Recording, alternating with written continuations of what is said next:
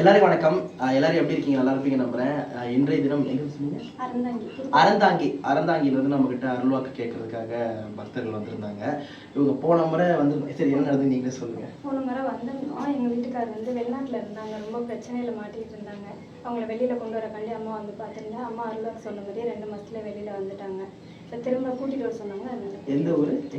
இல்ல அங்க எங்க இருந்தீங்க? மலேசியா. இவங்க மலேசியால இருந்திருப்பாங்க போல, அங்க ஏதோ ப்ராப்ளம் போல. அப்ப வந்து அங்க இருந்து கூட்டிட்டு வரணும் பத்திரமா அப்படின்னு சொல்லி அருள்வா கேட்க வந்தாங்க. சாமி சொல்லி எவ்வளவு நாள் நடந்துச்சு? 2 மாசத்துல வந்துட்டாங்க. 2 மாசத்துலயே இங்க அருள்வாக்கு கேட்டுட்டு போய் சரியா 2 மாசத்துலயே இவங்க நல்லபடியா வந்துட்டாங்க. இன்னைக்கு இவங்களை அழைச்சிக்கிட்டு நம்ம கோயிலுக்கு வந்திருக்காங்க அருள்வாக்கு கேட்கறதுக்கு. இப்போ மறுபடியும் இன்னைக்கு சுவாமிகிட்ட அருள்வாக்கு கேட்டு இப்போதான் முடியுது. 7 மணி ஆயிடுச்சு, இப்போதான் முடியுது.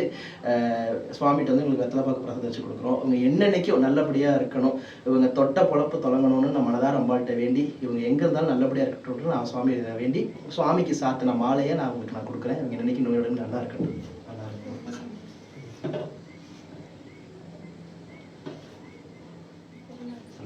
உங்களுக்கு 2 பேர் தீர்க்காய் சென்னைக்கு நல்லா இருக்கும். குலதெய்வத்தை பார்த்துட்டு வாங்க.